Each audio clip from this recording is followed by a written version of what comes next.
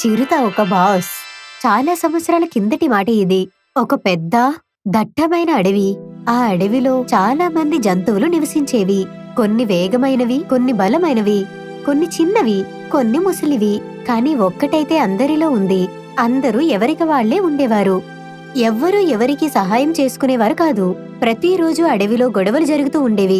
ఒకసారి తిండికి సంబంధించి, ఒకసారి నీళ్లకు సంబంధించి, ఇంకా ఒక్కొక్కసారైతే నిద్రపోవటానికి సంబంధించి. ఈ అన్ని ఫలాలు నావి.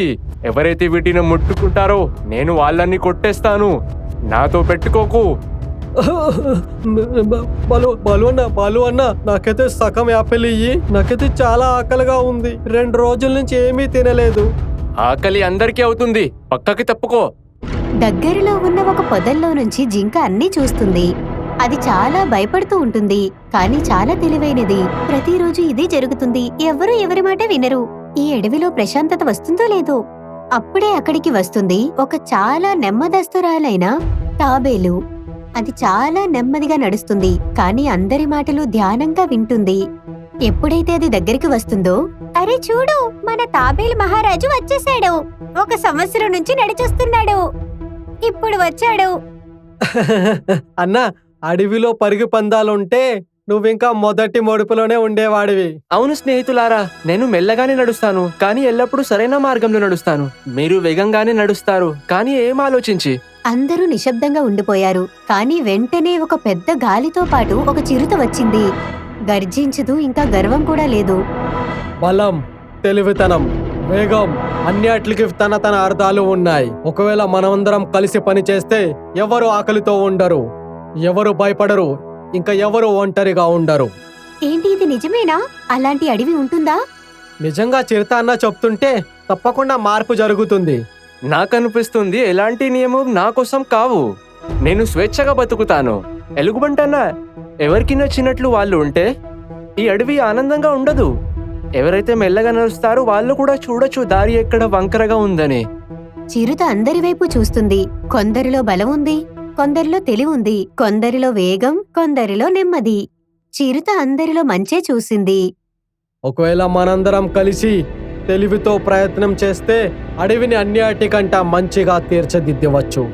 మరుసటి రోజు ఉదయం సూర్యుడు రాగానే చిరుత అందరికంటే ముందు లేచింది. తను ప్రతి చెట్టు దగ్గరికి, ప్రతి మూలకి వెళ్ళింది. ఇంకా అందరి జంతువులను ఒక చోటుకు పిలిచింది. అడవిలో చాలా పెద్ద రావి చెట్టు కిందకి. మిత్రులారా, ఈరోజు మీ అందరితో ఒక చిన్న మాట చెప్పటానికి వచ్చాను. మనందరం ఈ అడవిలోనే ఉంటాం. అందరూ వేరే వేరేగా, కొంతమంది వేగంగా, కొంతమంది బలంగా, కొంతమంది తెలివిగా, ఇంకా చురుకుతనంగా. ఒకవేళ మనందరం కలిసికట్టుగా ఉండకపోతే ఎప్పుడు ఈ అడవి మంచిగా ఉండదు.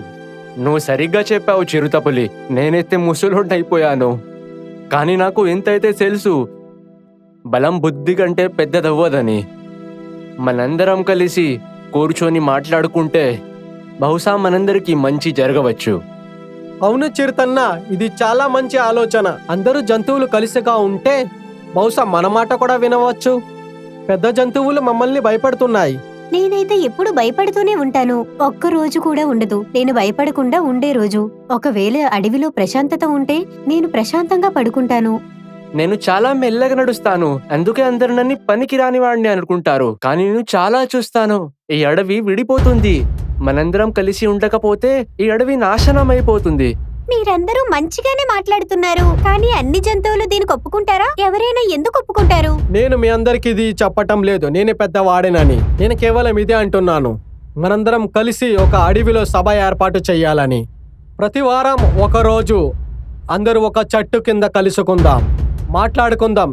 ఏ మాట సరైందో దాన్నే నమ్ముదాం. ఎవరిని బలవంతం కాదు. అంతే, అందరూ కలిసికట్టుగా ఉండాలి.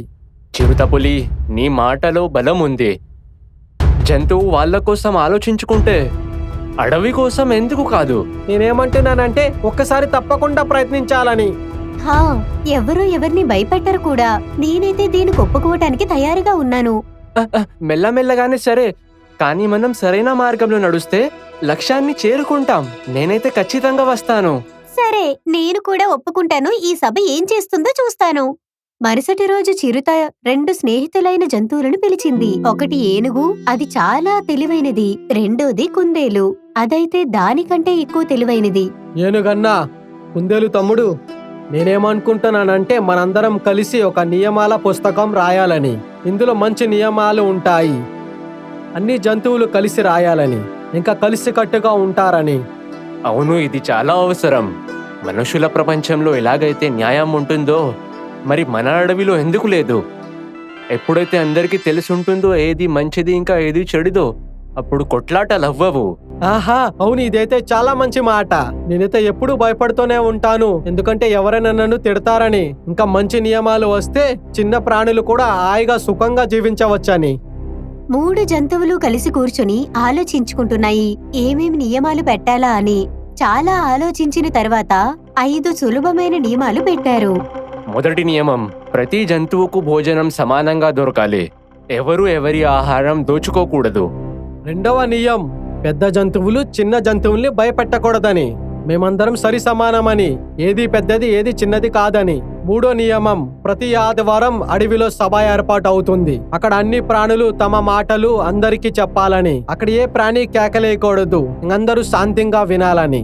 4వ నియమం, ఏ జంతువు అనారోగ్యంగా ఉన్నా లేక ప్రమాదంలో ఉన్నా మిగతా పశువులు వాటికి సహాయం చేయాలి. 5వ నియమమా, అడవిలో గొడవ పడితే వాళ్ళకి శాంతంగా నచ్చజెప్పాలి. వాళ్ళకి ప్రేమతో నచ్చజెప్పాలి. ఎప్పుడైతే ఆ రూల్ బుక్ తయారైపోయిందో చిరుత అందరి జంతువులను అక్కడికి పిలిచింది. బాలు, జింక, నక్క ఇంకా తాబేలు అన్నీ వచ్చాయి. మిత్రులారా, మనందరం కలిసి ఈ నియమాల పుస్తకాన్ని రెడీ చేసుకున్నాం. అందరూ వేరే కాదు, అందరి కలిసికట్టుగా ఉండాలని. ఇందులో ఎవరిని బలవంతం కాదు, కేవలం అర్థం చేసుకోవాలి. ఒకవేళ నేను అందరికంటే బలవంతుడినైతే నేను ఎక్కువ ఆహారం తినకూడదా? నేనైతే కష్టపడి తీసుకొస్తాను. ఎలుగుబంటి అన్నా, మీ బలం చాలా పనికి వస్తుంది.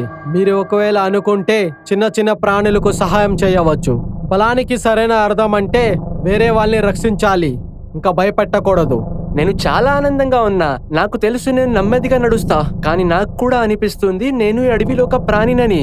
మొదట్లో ఎవరైనా నన్ను పట్టించుకునేవారు కాదు, కానీ ఇప్పుడు మాట వినాలనే నియమం వచ్చింది. ఈ రోజు రాత్రికి నేను ప్రశాంతంగా పడుకుంటాను. ఇప్పుడు భయం తగ్గుతుంది. హాహా, చూస్తాను ఈ నియమం ఎన్ని రోజులుంటుందో. కానీ మొదట్లో బాగుంటుంది. ఈ రోజు నుంచి ఈ అడవి కేవలం చెట్లుకే సొంతం కాదు, మనందరి ఇల్లు కూడాని. ఇంట్లో అవసరమైనది అన్నిటికంటే ప్రేమ ఇంకా ఆలోచన. ఇప్పుడు అడవిలో నెమ్మదిగా మార్పు రావటం మొదలైంది. అన్ని జంతువులు కలిసి నియమానికి అనుగుణంగా బ్రతకటం మొదలుపెట్టాయి. ఇంకా ఒకరికొకరు సహాయం చేసుకోవటం మొదలుపెట్టారు. కానీ ఎక్కడైతే మంచి జరుగుతుందో అక్కడ కొంతమంది మనుషులు ఇలా కూడా ఉంటారు, మంచిని జీర్ణించుకోలేరు. తాబేలన్నయ్య, మీరు చూశారు కదా, చిరుత అన్ని చోట్లకు వెళ్తుంది, అందరి మాటలు వింటుంది. సభలో కూడా తనని చూసి అందరూ అంటారు, నువ్వైతే రూల్ బుక్ తయారు చేయడంలో సహాయం చేశావు, కానీ నీ పేరే రాలేదు. అవును, నాకు కూడా కాస్త బాధగానే ఉంది. నేను సహాయం చేశాను కదా. నేను అనుకుంటా అందరూ నా మాట వినాలని, కానీ ఇక్కడైతే అందరూ చిరుతపులి మాటనే వింటారు. మనమెందుకు ఇలా చేయకూడదు? దానితో చిరుత చేసినదంతా బయటకు వస్తుంది. మనం చెప్దాం చిరుత రాజు అవ్వాలనుకుంటున్నాడని, అందర్నీ కాళ్ళ కింద ఉంచుకుంటాడని. తర్వాత ఇంకా నక్క ఈ మాటను అందరికీ చెప్పడం మొదలు పెడుతుంది. ప్రతి ఒక్కరికి చెప్తూనే ఉంటుంది చిరుత నిజంగా అందరికీ బాస్ అవ్వాలనుకుంటున్నాడని, తను భవిష్యత్తులో ఈ అడవిని పాలిస్తాడని. ఏంటి నిజంగానా? ఒకవేళ రాజు అయ్యాడంటే అయితే తను కూడా బాలులాగా బలంగా మారతాడు. నాకైతే చాలా భయమేస్తుంది. కాదు కాదు, అలాగ అవ్వకూడదు. చిరుతన్న ఎవరి మీద కోపపడలేదు. నేనైతే స్వయంగా విన్నాను. ప్రతిసారి నా మాటే వింటుండేవారు. ఎలుగుమంటన్నా తర్వాత ఎవరిదైనా. ఈ మాట కొంచెం కొంచెంగా అడవిలో ప్రచారమైంది. ఇంకా ఒక రోజు తాబేలు ఇంకా నక్క అందర్నీ సభకు పిలిచారు. అక్కడికి అన్ని జంతువులు వచ్చాయి. అందరూ ఆశ్చర్యంగా వింటున్నారు. నేను మీ అందర్నీ ఒకటి అడగాలనుకుంటున్నాను. మీకు అనిపించట్లేదా చిరుత నెమ్మదిగా రాజు అవ్వాలనుకుంటున్నాడని? ప్రతి నియమం తనకు అనుగుణంగానే పెడుతున్నాడు కదా. నేను కూడా నియమం పుస్తకం కోసం సహాయం చేశాను, కానీ ఎవరైనా నన్ను పిలిచారా? లేదు, అందరూ చిరుతపులి కావాలనుకుంటున్నారు. ఇది బాగా కాదు. సభలో అనుమానం మొదలైంది. ఇప్పుడు అందరి చూపు చిరుతపైనే ఉంది. కానీ చిరుత ప్రశాంతంగా ఉన్నాడు. తను ఎవరిపైనా కోప్పడలేదు, కొంచెం గట్టిగా కూడా మాట్లాడలేదు. నేనెప్పుడూ కోరుకోలేదు రాజు అవ్వాలని. నేను కేవలం ఇంతే కోరుకున్నాను, ఈ అడవిలో అందరూ కుటుంబంలాగా ఉండాలని. నేను ఏం చేసినా అదంతా మీ సాయం వల్లే జరిగింది. నేను ఒంటరిగా ఏమి చెయ్యలేను. చిరుతపులి ఏమన్నాడో అది నిజం. నేను నా జీవితంలో చాలా చూశాను. కోపం, ద్వేషం, భయం. కానీ అతను మనకి నచ్చజెప్పాడు, కలిసి జీవించడంలోనే ఉంటుంది. మొదట్లో నేను కేవలం బలం ప్రయోగం చేసేవాణ్ణి. నాకు అనిపించేది నేను ఏం కావాలంటే అది చేయవచ్చు. ఈ రోజు నేను ఇతరులకి సహాయం చేస్తున్నాను. ఇది చిరుతపులి వల్లనే జరిగింది. నేను చిన్నవాడిని ఇంకా అందరితోనూ భయపడుతూ ఉండేవాడిని. కానీ చిరుతన్న అన్నాడు చిన్నవాడినైనా భయపడకూడదని. ఇప్పుడు నాకు భయం వేయట్లేదు. నేను ప్రశాంతంగా పడుకుంటాను, ఎందుకంటే అడవి నా ఇల్లుగా అనిపిస్తుంది. చిరుతే ఇలా చేశాడు. మనం అందరము కలిసి ఇప్పుడు సభలో అందరి కళ్ళల్లో సత్యం కనిపిస్తుంది. నక్క ఇంకా తాబేలు కూడా అర్థమైంది వాళ్ళేం తప్పు చేశారో. నన్ను క్షమించండి, నేను చాలా ఎక్కువ మాట్లాడేశాను. మీతో కలిసి నేను కూడా పని చేస్తాను. నేను తప్పుగా అర్థం చేసుకున్నాను. నాతో కూడా తప్పు జరిగింది. నాకు అనిపించింది నేను వెనకబడ్డాను. కానీ ఇప్పుడు అర్థమైంది, అడవిలో అన్ని జంతువులకి వాళ్ళ స్థానం ఉంది. నేను ప్రత్యేకం, ఇంకా మీరు కూడా. చిరుతపులే మన నిజమైన బాస్. ఎలాంటి బాస్ అయితే మన మాట వింటాడు. మనల్ని అర్థం చేసుకుంటాడు, ఇంకా ఎప్పుడు తిట్టడు. కొన్ని నెలలు గడిచిపోయింది. ఇప్పుడు అడవి పూర్తిగా మారిపోయింది. ఎక్కడైతే మొదట గొడవలు జరిగేవో ఇప్పుడు అక్కడ సంతోషంగా ఉన్నారు. ఇప్పుడు ప్రతి ఆదివారం అడవిలో సభ జరుగుతుంది. అందరు జంతువులు వస్తారు. చిన్నవి, పెద్దవి, ముసలివి అన్నీ వచ్చేవి. అందరూ వాళ్ళ మాటలు చెప్పేవారు. నేను భయపడటం లేదు. ఇప్పుడు వేగంగా పరిగెడతాను, ఇంకా చెట్లు పైనుంచి గంతుతాను, ఇంకా అందరికీ మంచి మంచి కథలను చెప్పుతాను. ముందైతే నేను ఒంటరిగా ఉండేవాణ్ణి, ఇప్పుడైతే అందరితో కలిసిమెలిసి ఉంటున్నాను. మొదట్లో నేను కోపంలో ఉండేవాణ్ణి. ఎవరైనా దగ్గరికి వస్తే నేను గర్జించేవాణ్ణి. కానీ నేను ఇప్పుడు అన్నిటికంటే ముందు పంచుతాను ఫలాన్ని, ఆహారం, ఆనందం, ఇంకా అన్ని. ఎప్పుడు నాకు సంతోషంగా ఉంటుంది. ఎవరైనా అంటారు, ఎలుగుబంటన్నా నాకు సహాయం చేస్తారా? నేను మెల్లగానే నడుస్తాను, కానీ ఇప్పుడు నన్ను ఎవరు ఎక్కిరించరు. అందరూ నన్ను ప్రేమతో పిలుస్తారు తాబేలన్నా. ఇప్పుడు నేను పిల్లలకి ధైర్య సాహస కథలు వినిపిస్తాను. నేను తెలుసుకున్నాను, మెల్లగా నడవండి కానీ సరైన మార్గంలో నడవండి. ఇదే సరైన గెలుపు. ఇంకా చివరిగా ఆ చెట్టు కింద కూర్చుంది చిరుత. దాని కళ్ళల్లో శాంతం ఉంది, ఇంకా గుండెల్లో ప్రేమ. ఇప్పుడు అడవి నాది కాదు, మనందరిది.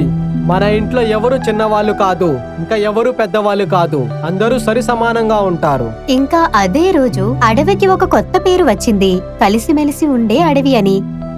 అక్కడ ఎవరు ఎవరికంటే గొప్ప కాదు. అక్కడ అందరి నవ్వు ఒకే విధంగా ఉండేది.